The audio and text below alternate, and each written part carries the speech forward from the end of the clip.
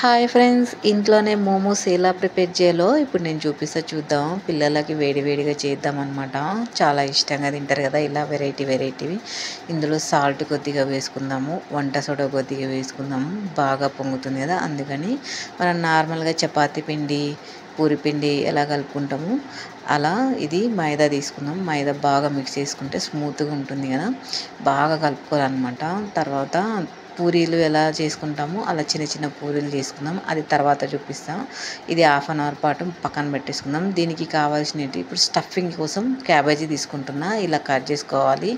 తర్వాత ఇది గార్లిక్ అనమాట, ఇది వచ్చేసి చిల్లీ ఫ్లేక్స్, ఇది పెప్పర్ పౌడరు, మిరియాల పొడి అనమాట, సాల్టు, షుగర్ ఎందుకంటే మనం నార్మల్గా కచప్ కూడా చేసుకుందాము. సోయా సాసు, వెనిగర్ కూడా తీసుకుంటున్నా. ఇప్పుడు స్టఫింగ్ కోసం ప్రిపేర్ చేసుకుందాం. ఫస్ట్ క్యాబేజీ కొద్దిగా లైట్గా వేసుకుందాం ఆయిల్. ఇది గార్లిక్, క్యాబేజీ మొత్తం వేసేసుకొని బాగా కుక్ చేసుకుందాం. నార్మల్గానే క్యాబేజీ కుకింగ్ కూడా అవ్వడానికి టైం పడుతుంది కదండి, అందుకని కొంచెం టైం ఎక్కువ పడుతుంది అనమాట. క్లోజ్ చేసుకొని ఒక మూత పెట్టేసుకొని బాగా కుక్ చేసుకుందాం. మనము స్టఫింగ్ కోసం మన ఇష్టం అండి, మన ఆప్షను, ఏదైనా తీసుకోవచ్చు అనమాట. క్యాబేజీ కానీ, క్యారెట్ కానీ, ఆనియన్ కానీ, బీట్రూట్ కానీ ఏదైనా తీసుకోవచ్చు స్టఫింగ్కి. ఇప్పుడు మనం కొంచెం చిల్లీ ఫ్లేక్స్, పెప్పర్ పౌడర్ కొంచెం వేసుకొని బాగా మగ్గించేసుకుందాము. ఆల్మోస్ట్ ఇది దగ్గరికి అయిపోయినట్టే అనమాట.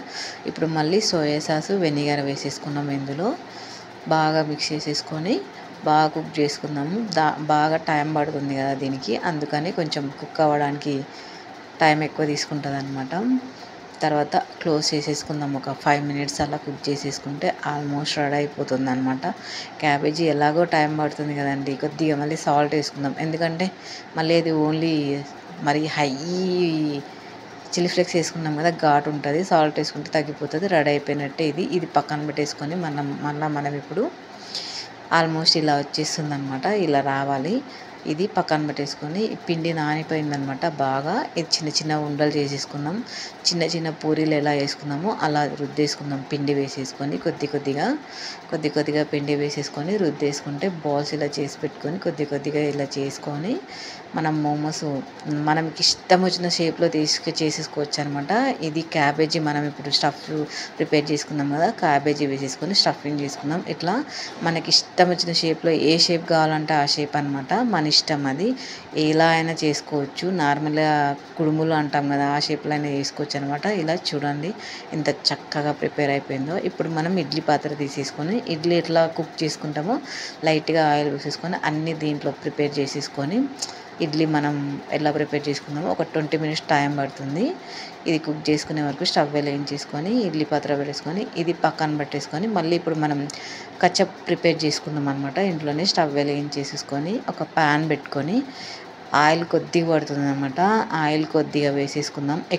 ఎక్కువ ఆయిల్ పట్టదు, కొద్దిగా పడుతుంది. ఎందుకంటే ఇది మొత్తం వాటర్లోనే కుక్ చేసుకోవాలన్నమాట. తర్వాత గార్లిక్ వేసేసుకొని అందులోనే రెడ్ మిర్చి వేసేసుకుందాం.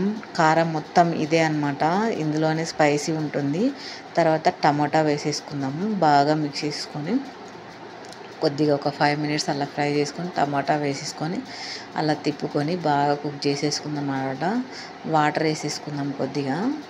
ఇందులోనే వాటర్ వస్తుంది కదా, ఎక్కువ వాటర్ పట్టదు అనమాట. ఒక 5 మినిట్స్ అలా కుక్ చేసేసుకుందాము. మళ్ళీ తర్వాత మనము ఇది మళ్ళీ దీంట్లో కూడా మనము కొద్దిగా చిల్లీ ఫ్లేక్స్, సోయా సాస్ అది మళ్ళీ తర్వాత ప్రిపేర్ చేసేది ఉంటుంది అనమాట. మళ్ళీ ఇది మొత్తం ఇట్లా వాటర్లో బాగా కుక్ అవ్వాలి. ఎందుకంటే మొత్తం మనకి టమోటా, ఆ చిల్లీ అనేది ఏం కనపడకూడదు అనమాట, మొత్తం స్మాష్ అయిపోవాలి. దీనికి బాగా టైం పడుతుంది కదా, అందుకని నేను చూపిస్తాను అనమాట ఇప్పుడు ఎలా కుక్ చేసుకోవాలో. మనకు బయట కెమికల్స్తో తయారు చేసుకునే కంటే కొనుక్కోవడం కంటే ఇలా ఇంట్లో తయారు చేసుకోవడం చాలా బెటర్ కదండి, అందుకనే నేను చూపిస్తున్నా. కచప్ ఎలా ప్రిపేర్ చేయాలి చేసుకోండి ఇంట్లోనే. చూడండి ఇలా దగ్గర అయిపోవాలన్నమాట ఆల్మోస్ట్. ఇది మనం చల్లారే వరకు పక్కన పెట్టేసుకుందాం. ఇప్పుడు మోమోస్ చూద్దాం. అయిపోయింది చూడండి, స్టవ్ ఆఫ్ చేసి ఆల్మోస్ట్ ప్రిపేర్ అయినట్టే. చూడండి ఎంత చక్కగా కుక్ అయిపోయినాయో ఇవి. ఎమ్మి మోమోస్ చాలా బాగున్నాయి కదా. చూడండి బాగా కుక్ అయిపోయినాయి. ఓకే, ఇప్పుడు ఇది పక్కన పెట్టేసుకుందాం. మనకి పికిల్ కావాలి కదా, అంటే కచ్చప్ అనమాట. చూడండి ఇది మిక్సీ పట్టేసుకుందాం. మిక్సీ పట్టేసుకున్న తర్వాత మెత్తగా స్మాష్ అయిపోతుంది. అచ్చం కచ్చప్ ఎట్లా మనకు బయట కొనుక్కుంటే ఎలా ఉంటుందో అలా ఉంటుందన్నమాట. ఇది మొత్తం వేసేసుకొని ఇందులో కొద్దిగా సాల్ట్ వేసేసుకొని మనం మిక్సీ పట్టేసుకుందాము. చూడండి మిక్సీ పట్టేసుకుంటే ఇలా వచ్చేస్తుంది. ఇది మళ్ళీ కొద్దిగా లైట్గా, అంటే కొద్దిగా మనం ఆయిల్ వేసేసుకొని కుక్ చేసుకోవాలన్నమాట. అప్పుడు టేస్టీగా ఉంటుంది. అలా అయినా తీసేసుకోవచ్చు, మనకి ఆప్షనల్ అన్నమాట. ఇప్పుడు లైట్గా కొద్దిగా ఆయిల్ వేసేసుకొని కుక్ చేసుకుంటే సేమ్ బయట కచ్చప్ ఎలా తీసుకుందామో అలా ఉంటుందన్నమాట. ఆయిల్ కొద్దిగా వేసేసుకుందాం. ఆయిల్ వేసేసుకున్న తర్వాత హీట్ అయిన తర్వాత మనం మళ్ళీ ఇప్పుడు గార్లిక్ వేసుకుందాం. చిన్నగా చాప్ చేసుకుందాం కదా, ఆ గార్లిక్ అనేది వేసేసుకుందాం అనమాట.